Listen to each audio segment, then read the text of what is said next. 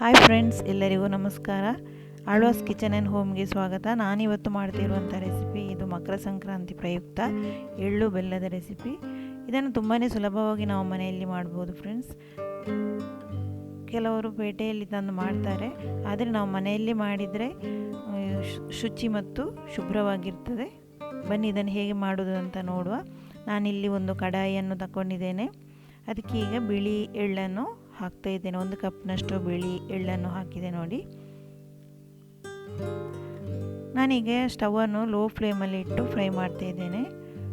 High ಫ್ಲೇಮಲ್ಲಿ ಇಟ್ಟರೆ ಅದು ಸೀದು ಹೋಗುತ್ತೆ. ಅದಕ್ಕೆ ನಾವು ನಿಧಾನವಾಗಿ ಇದನ್ನು ಫ್ರೈ ಮಾಡಿಕೊಳ್ಬೇಕು.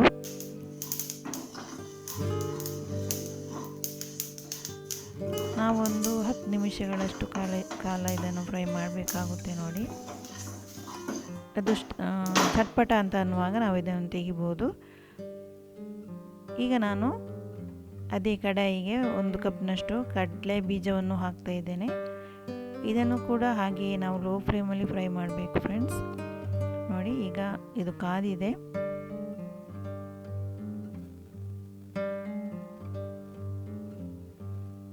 ನಾವು ಮಕರ ಸಂಕ್ರಾಂತಿಗೆ ಇದನ್ನು ದೇವರಿಗೆ ನೈವೇದ್ಯಕ್ಕಾಗಿ ಮಾಡ್ಬೋದು. ತುಂಬಾ ಈಸಿಯಾಗಿ ನಾವು ಮನೆಯಲ್ಲಿ ಮಾಡ್ಬೋದು ಫ್ರೆಂಡ್ಸ್. ನೋಡಿ, ಈಗ ಕಾದಿದೆ. ಈಗ ಸಾಕು, ಇದನ್ನು ಒಂದು 10 ನಿಮಿಷಗಳಷ್ಟು ಕಾಲ ಆರಲಿಕ್ಕೆ ಬಿಡುವ. ಈಗ ನಾನು ಅದೇ ಕಡಾಯಿಗೆ ಒಂದು ಹುರಿಗಡಲೆ ಬೀಜವನ್ನು ಹಾಕ್ತಾ ಇದ್ದೇನೆ ನೋಡಿ. ಇದನ್ನು ಒಂದು 5-6 ನಿಮಿಷಗಳಷ್ಟು ಕಾಲ ನಾವು ಫ್ರೈ ಮಾಡಬೇಕಾಗುತ್ತೆ. ಲೋ ಫ್ಲೇಮಲ್ಲಿ ಫ್ರೈ ಮಾಡಬೇಕಾಗುತ್ತೆ.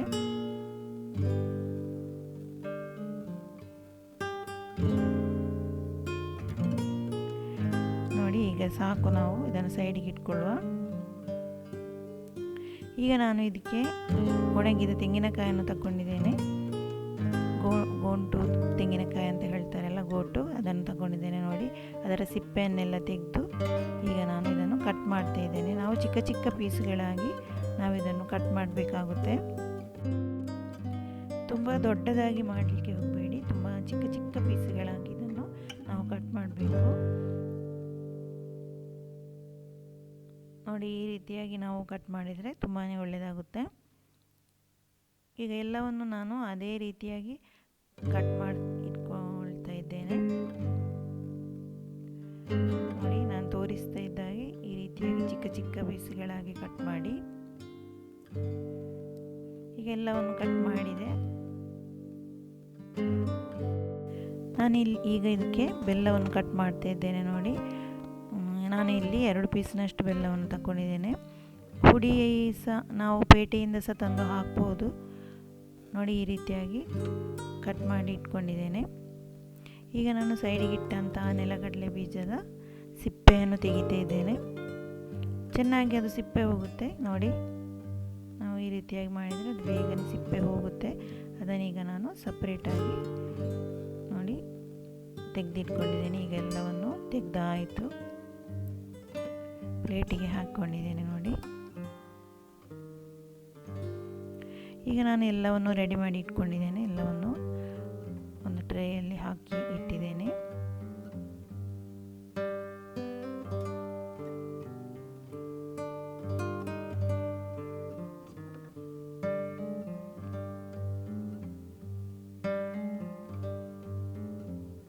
ಎಳ್ಳು ಬೆಲ್ಲ ಪ್ರಿಪರೇಷನ್ ರೆಡಿ ಆಯಿತು ನೋಡಿ. ಈಗ ನಾನು ಒಂದು ಬೌಲಿಗೆ ಈಗ ಬಿಳಿ ಎಳ್ಳನ್ನು ಹಾಕ್ತಾ ಇದ್ದೇನೆ. ಮೊದಲಿಗೆ ಬಿಳಿ ಎಳ್ಳನ್ನು ಹಾಕಿದೆ, ಮತ್ತು ಕಡಲೆ ಬೀಜವನ್ನು ಹಾಕಿದೆ, ಹುರಿಗಡಲೆ ಬೀಜವನ್ನು ಹಾಕ್ತಾ ಇದ್ದೇನೆ.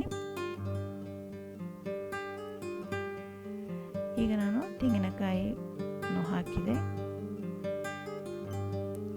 ಈಗ ಕೊನೆಯದಾಗಿ ಬೆಲ್ಲವನ್ನು ಹಾಕ್ತಾ ಇದ್ದೇನೆ. ಈಗ ನಾವು ಒಟ್ಟಿಗೆ ಚೆನ್ನಾಗಿ ಮಿಕ್ಸ್ ಮಾಡಿಕೊಳ್ಬೇಕು.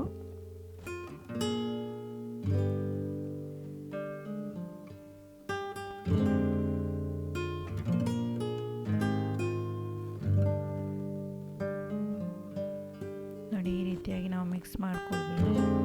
ಈಗ ನಮ್ಮ ಎಳ್ಳು ಬೆಲ್ಲ ರೆಸಿಪಿ ರೆಡಿ ಆಯಿತು ಫ್ರೆಂಡ್ಸ್, ಮಕರ ಸಂಕ್ರಾಂತಿ ಪ್ರಯುಕ್ತ.